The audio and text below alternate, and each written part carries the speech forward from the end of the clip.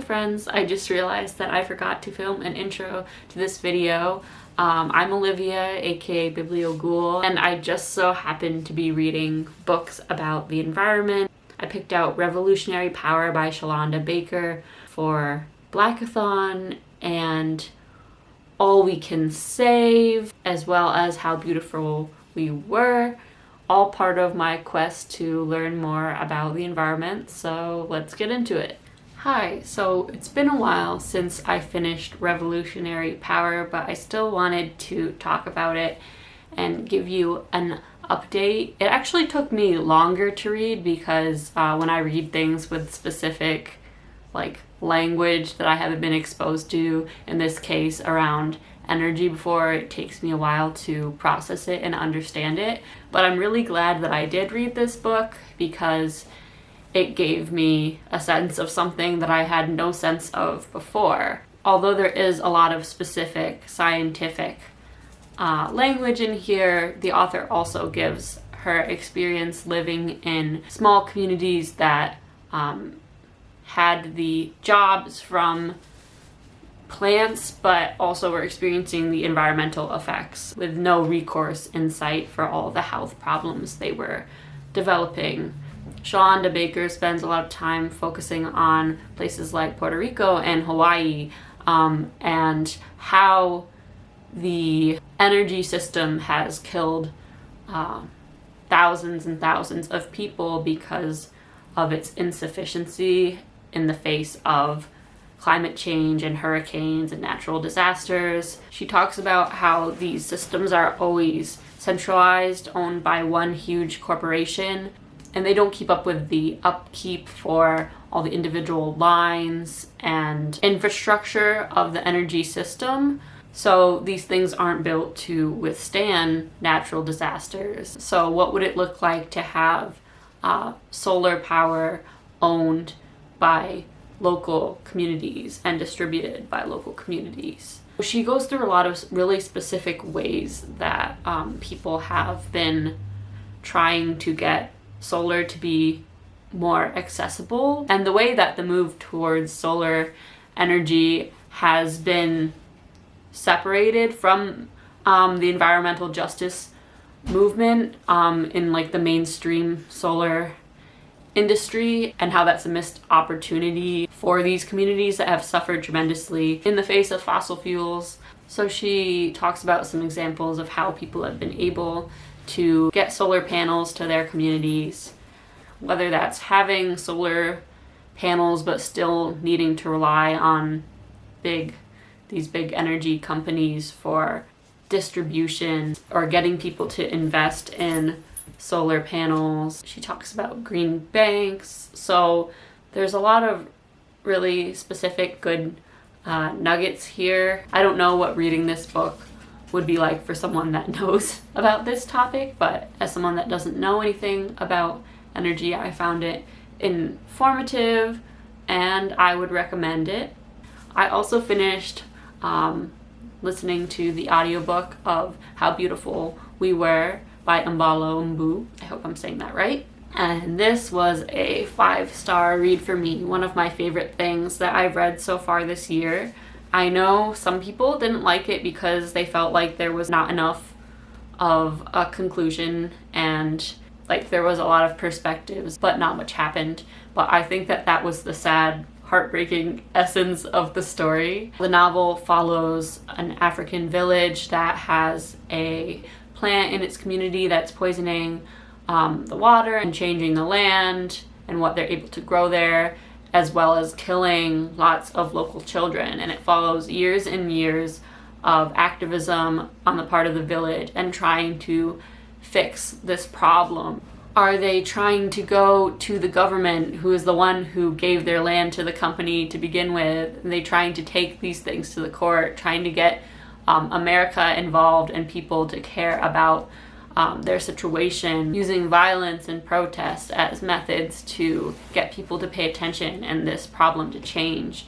And it is really heartbreaking to see all the ways that these methods fail them.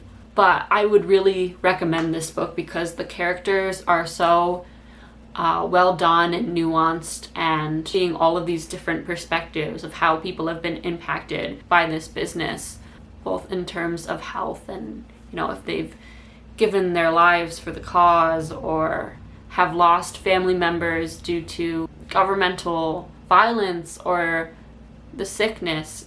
It's a sad but moving look at how these things really affect a community. And I thought I'd include it in this wrap-up since it was focused on the environment as well. Hi. So I just started All We Can Save. I originally heard about this book because I read Black Futures, which is a compilation of a bunch of short essays by Black authors, all thinking about Black culture and the future. And one of the essays was about the ocean and fishing and similar things. And it was by Ayanna Elizabeth Johnson, who is one of the editors of All We Can Save. Rocco's into this, and so I really wanted to read it. So it looks like the book has 8 sections that it's broken down into, so I thought I could maybe do a few sections at a time, or each section just give you my thoughts on my favorite essays or parts of those sections. So the first section is Root. No big deal. It has Adrienne Maree Brown followed up by Naomi Klein. One of my favorite essays in this section was Indigenous Prophecy and Mother Earth by Sherry Mitchell. It called science out for all the times it has seen Indigenous knowledge as magical, mythical, and how that was a severe loss for all of the things that science could have learned from Indigenous people and just ignored, and now is confirming through science years later. Oral history stories as well, and also how this belief that was perpetuated through science has encouraged and directly led to violence against Indigenous people, colonization, removal, everything. I also loved Adrienne Maree Brown's short little essay here. It's called What is Emergent Strategy? It's all about community and interconnectivity in nature. She talks about how natural selection, scientists have learned that it's not about individual characteristics, it's more about how things are being in community to each other.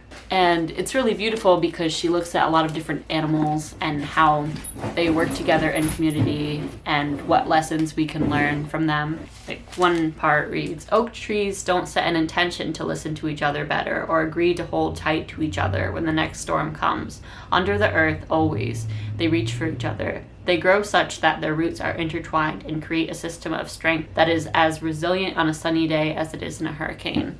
And that's not the most lyrical, beautiful one, but just an example. I'm really enjoying the book so far.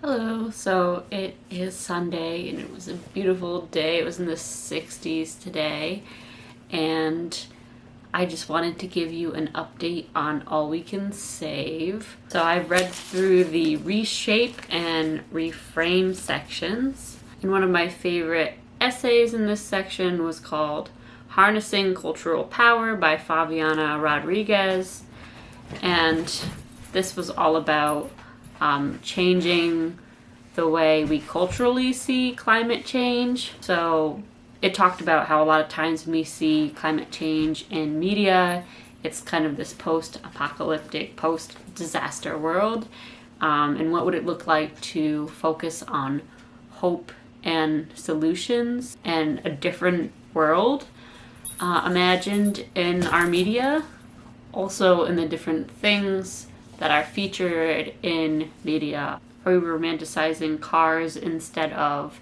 showing public transportation? What food are we showing being eaten? What would it mean for a plant-based diet to be cool and fossil fuels were uncool? She also talks about how systems of colonization and slavery disrupted old ways of storytelling and ancestral knowledge. So how can we foster that again. And I just thought it was a really interesting piece. My other favorite was called Buildings Designed for Life by Amanda Sturgeon. And they say that 40% of US energy goes to our buildings, how we're heating our homes. And she talks about what it would look like if we focused on the resources of our natural local climates and communities, and for instance built buildings in ways that utilized natural light and were optimized for cool environments. And also, because there are so many mental, emotional, and physical health benefits to being outside, how can we bring that into our indoor spaces through our architecture and heal in that way, which I thought was interesting. Throughout this book, there are also poems interspersed, and I just wanted to read a line from one that I thought was really cool. And this is from She Told Me the Earth Loves Us by Anne Haven McDowell. She says, "I forget sometimes how trees look at me with the generosity of water." And I just thought that was beautifully put. So I'm enjoying it. I'm about halfway through, and I will check in with you again after I've read a little bit more.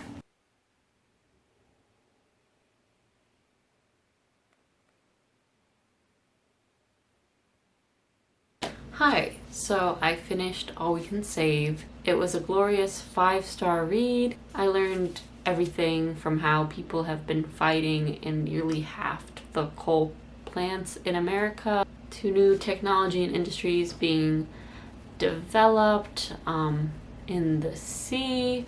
I learned some science that I didn't really understand before with how water moves through the air and affects the climate. Two favorite essays in the last sections for me were Sacred Resistance by Tara Houska, and this talked a lot about how in nonprofits and other spaces, facts and science are used, and how the spirit of connection and community with the earth and animals is not what's leading this, and I really liked that.